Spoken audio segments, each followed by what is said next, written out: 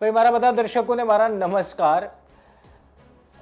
આ દેશમાં અને ઘણા બધા લોકોને એવો વહેમ છે કે જો કોઈનું માઇક બંધ કરી દઈએ, ઇન્ટરનેટનો કેબલ ખેંચી લઈએ તો સામેવાળી વ્યક્તિનો અવાજ બંધ કરી શકીએ, પરંતુ એ ભૂલી જાય છે કે આ દેશમાં એક ન્યાયતંત્ર છે કે જેના દરવાજો ખખડાવ્યા બાદ દૂધનું દૂધ, પાણીનું પાણી થઈ જ જાય છે. સ્થાનિક સ્વરાજની ચૂંટણી પહેલાં અચાનકથી આમ આદમી પાર્ટીનું ફેસબુક અને ઇન્સ્ટાગ્રામ પેજ અચાનક ગાયબ થઈ ગયું ને ત્યારે ઘણા બધાને શંકા ગઈ કે અચાનક આ થઈ શું ગયું.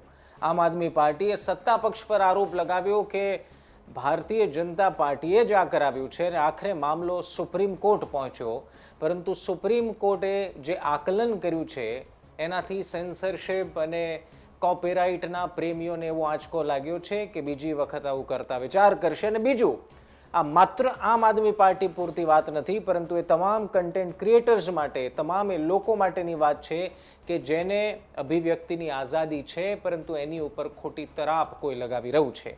વિસ્તારથી વાત કરીશું એ પહેલાં કહી દઉં, તમે નિષ્કર્ષ જોઈ રહ્યા છો. મારું નામ નિશિત રાજ્યગુરુ છે.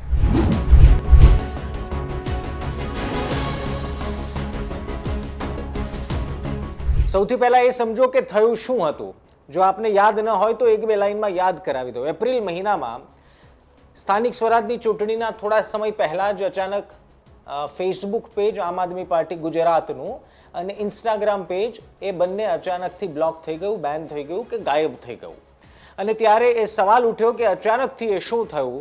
તો કેટલાક લોકોએ એવો તર્ક આપ્યો કે કેટલીક એવી માહિતીઓ આ એકાઉન્ટ પર અપલોડ કરવામાં આવી છે જેમાં કોપીરાઇટ કન્ટેન્ટ અપલોડેડ છે અને કેટલાકની લાગણી દુભાયાનો પણ સામે આવ્યું.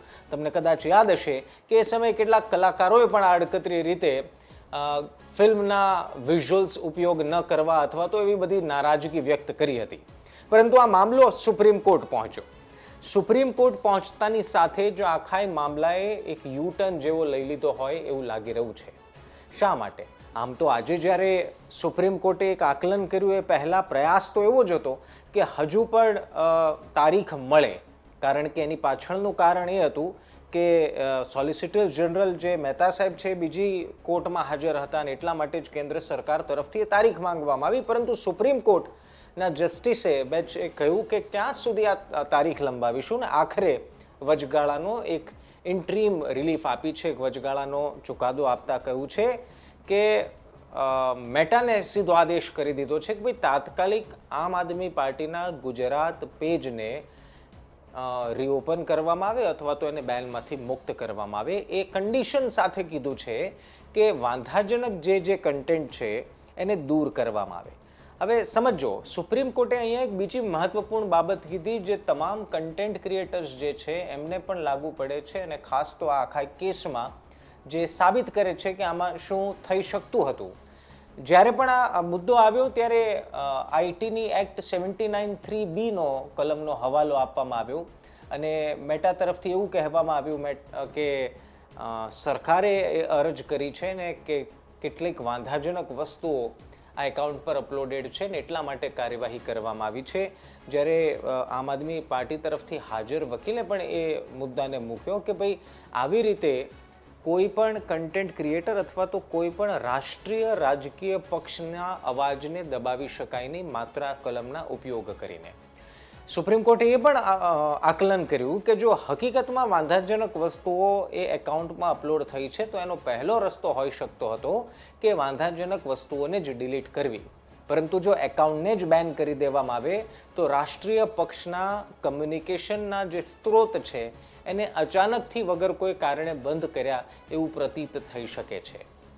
એનો મતલબ તમને સરળ ભાષામાં સમજાવી દઉં કે જો માની લો કે મારા એકાઉન્ટમાં, તમારા એકાઉન્ટમાં કોઈક એવી વસ્તુ અપલોડ થઈ ગઈ છે, એવી વસ્તુ ભૂલથી અથવા તો ઇન્ટેન્શનલી અપલોડ થઈ ગઈ છે, તો પહેલો એનો રસ્તો એ હોઈ શકે અથવા તો એ નોટિફિકેશન મળે કે એમને હટાવી દેવામાં આવે, દૂર કરવામાં આવે. અને સામાન્ય રીતે જે કન્ટેન્ટ ક્રિએટ કરે છે એમને ખબર જ હશે કે કોપીરાઇટ કન્ટેન્ટમાં નોટિફિકેશન આવે, ડિલીટ કરવાનું આવે અથવા તો એ કોપીરાઇટનો ક્લેમ 3 વાર આવે તો ચેનલ બંધ થઈ જાય. એવું પણ યુટ્યુબમાં છે, જેને યુટ્યુબ યુઝ કરે છે એને ખબર હશે.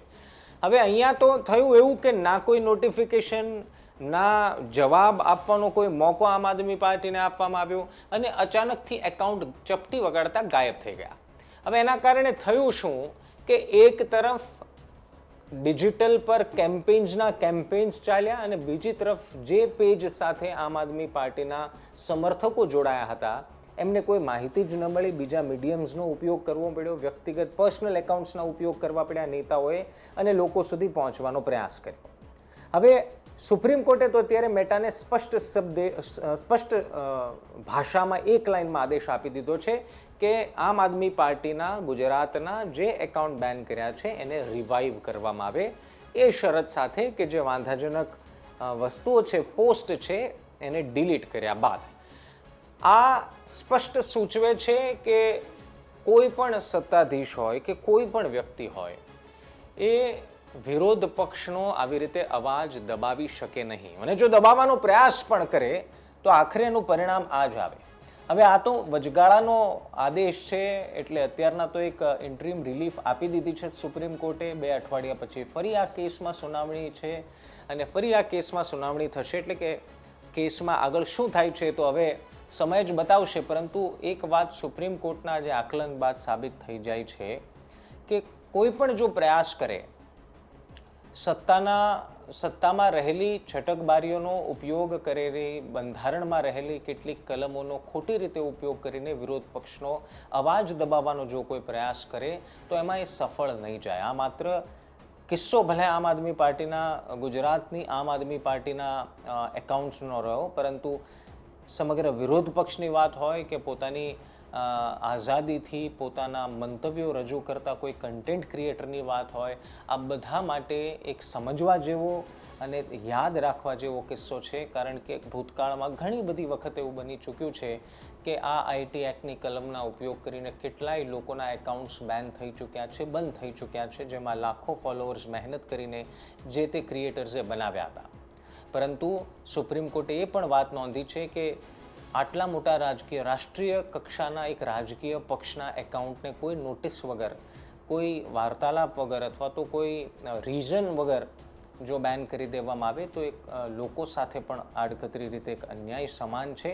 આ કિસ્સો લાલ બત્તી સમાન છે એ લોકો માટે જે એવું માની રહ્યા છે કે સત્તા આપણી છે અથવા તો પાવર આપણો છે તો આપણે મનમાં આવશે કરીશું અને મનમાં આવશે અને ડામી દઈશું, તો એનો પ્રયાસ આજ નહીં તો કાલ નિષ્ફળ જાય છે. એનું આ તાજું ઉદાહરણ છે. તો હવેથી આમ આદમી પાર્ટીના સોશિયલ મીડિયા એકાઉન્ટ્સમાં ફરી તમને પોસ્ટ દેખાશે, ફરી ડિજિટલ કેમ્પેન્સ જોવા મળશે, કેમ્પેનની સામે ડિજિટલ કેમ્પેન થતા જોવા મળશે. એટલે કે જે છેલ્લા 3-4 મહિનાથી આમ આદમી પાર્ટીના ઓફિશિયલ પેજ ઉપર જે દેખાતું જ નહોતું એ હવે સુપ્રીમ કોર્ટના આદેશ બાદ શક્ય છે કે ગણતરીની કલાકોમાં એ રિવાઇવ થઈ જશે, એક્ટિવ થઈ જશે. ફેસબુક અને ઇન્સ્ટાગ્રામમાં જે એમના સમર્થકો છે એમને એકાઉન્ટ દેખાવા લાગશે. તો આ આખા કિસ્સા પર તમારું શું માનવું છે કમેન્ટ જરૂર કરજો. બાકી આવતીકાલે એક નવા વિષય સાથે મળીશું. ધ્યાન રાખો, મજા કરો. સીતારામ.